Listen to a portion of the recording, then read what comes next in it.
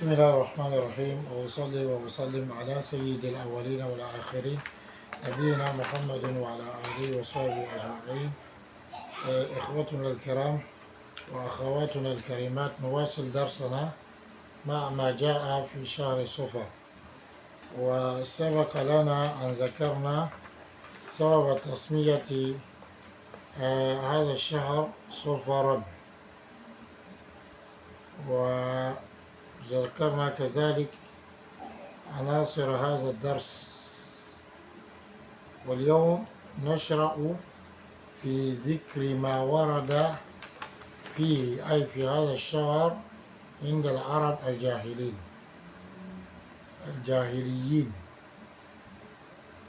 كان لهم في شهر صفر منكران: الأول التلاعب فيه تقديما وتأخيرا، والثاني التشاؤم فيه. من المعلوم أن الله خلق السنة وعدة شهورها 12 شهرا، وقد جعل الله تعالى منها 4 حرم حرم فيها القتال تعظيما لشأنها، وهذه الأشهر هي ذو القعدة وذو الحجة محرم ورجب. وقد علم المشركون ذلك، لكنهم كانوا يؤخرون فيها ويقدمون. ومن ذلك أنهم جعلوا شهر صفر بدلا من المحرم، وكانوا يعتقدون أن العمرة في أشهر الحج من أفجر الفجور. فعن ابن عباس رضي الله عنهما قال: كانوا يرون أن العمرة في أشهر الحج من أفجر الفجور في الأرض، ويجعلون المحرم صفرا، ويقولون إذا برأ الدبر وعفى الأثر وانسلخ صفر حلت العمرة لمن اعتمر. رواه البخاري ومسلم. أما التشاؤم من شهر صفر فقد كان مشهورا عند أهل الجاهلية، ولا زالت بقاياه في بعض من ينتسب للإسلام. عن أبي هريرة رضي الله عنه قال: قال رسول الله صلى الله عليه وسلم: لا عدوى ولا طير ولا هام ولا صفر، وفر من المجذوم كما تفر من الأسد. رواه البخاري ومسلم. Alhamdulillah, chers frères et sœurs, on loue Allah subhanahu wa ta'ala, on lui demande d'accorder le salut et la paix à Muhammad sallallahu alayhi wa sallam, à sa noble famille, à ses valeureux compagnons, ainsi qu'à tous ceux qui ont suivi la voie de la droiture, jusqu'au jour où rien ne peut profiter à qui que ce soit, sauf celui qui viendra à Allah subhanahu wa ta'ala avec un cœur pur et purifié de toute hypocrisie, de toute mécréance et de tout politisme. Alhamdulillah, on continue le cours sur le mois de Safar. Et premièrement, donc, alhamdulillah,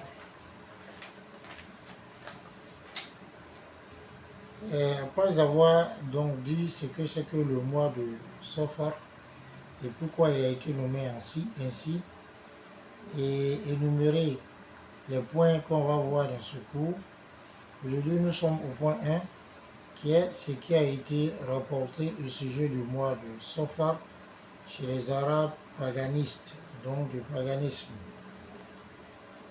Ils avaient dans le mois de Safar 2 actes blâmables qu'ils commettaient. Le premier, le fait donc de tourner en dérision, donc de prendre en amusement,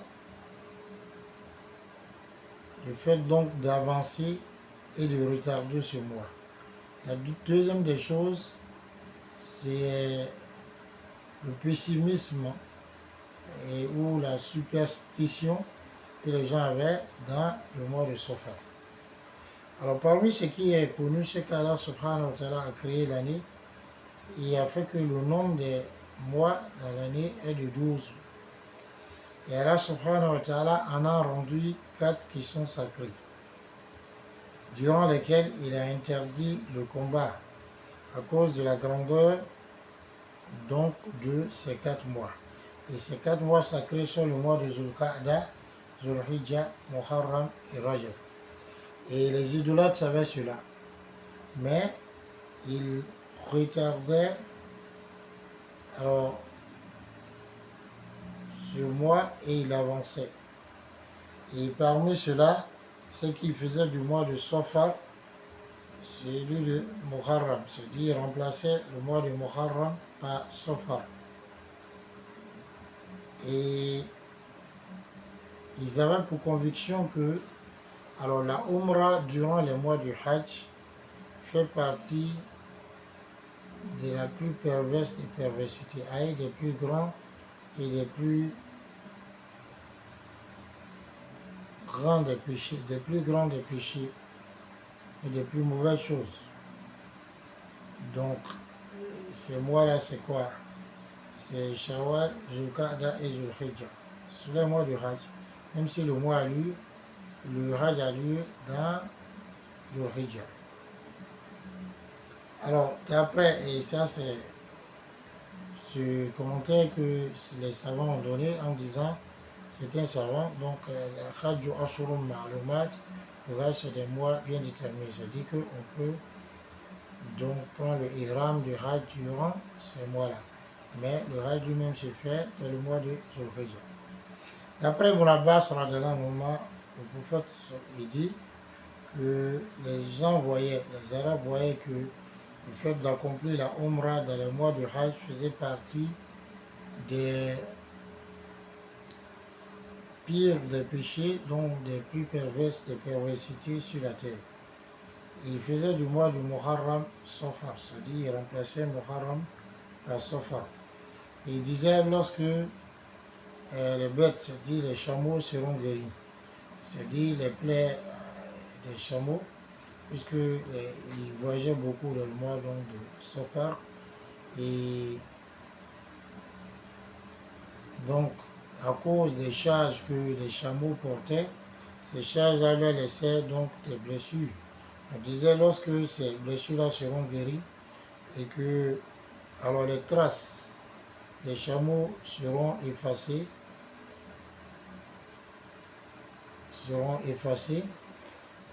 puisque les chameaux dont voyageaient beaucoup, les traces qu'ils vont laisser dans le sable, dans le désert, seront effacées et que le mois de Safar serait passé, alors il sera permis pour celui qui veut faire la Umrah, il lui sera permis d'accomplir la Umrah. Le hadith est rapporté par le Bukhari Muslim. Quant à la superstition, ou donc ce qu'on peut appeler autrement le pessimisme, donc c'est en fait le fait que quelqu'un, par ce qu'il voit ou ce qu'il entend, ou par certains mouvements ou certains signes, il croit que des mauvaises choses vont arriver. Et les Arabes le faisaient dans le mois de Safar, donc les paganistes, et cela était quelque chose de populaire chez eux, chez les gens du paganisme. Et on ne cesse donc de voir les restes donc de cette croyance-là chez certaines personnes qui se réclament de l'islam. D'abord, Abu Huraira, le prophète a dit, il n'y a ni contagion ni toira. La toira, c'est quoi? C'est fait donc de voir un oiseau par son cri ou son chant, ou par le fait qu'il est volé, ou bien il s'est assis quelque part, on pense que quelque chose de mauvais va arriver. La hama, c'est un savant ont traduit cela par un oiseau, d'autres ont traduit par une sorte de bête, non comme une sorte de génie. Voilà, Safar, il n'y a pas de Safar. Et fut le lépreux comme tu fus le lion. Hadith rapporté par le Bukhari Muslim. Et ces éléments donc on cite la adwa qui est la contagion et la toira, donc le mouvement des oiseaux ou les cris ou le fait qu'ils se posent quelque part, fait de penser que cela peut faire allusion à tel ou tel malheur, ou bien la rama, qui est une sorte donc, de bête ou de génie, ni le sofar. Quand on dit il n'y a pas cela, en fait, c'est pour dire que c'est pas pour nier l'existence des choses, mais c'est pour dire que ces choses n'existent pas par elles-mêmes et elles existent par l'ordre et la puissance d'Allah. Donc elles n'ont d'effet que par ce qu'Allah veut. Et maintenant, quand on dit de fuir de lépreux comme on fuit le lion, ici donc il s'agit de prendre ses précautions. Donc si on sait que telle maladie est une maladie donc contagieuse et qu'il y a des précautions à prendre vis-à-vis de cette maladie, on les prend. Ça n'a rien à voir avec le fait donc de ne pas avoir confiance en Allah. Quand nous accorde la bonne compréhension, assalamu alaikum wa rahmatullah wa barakatuh.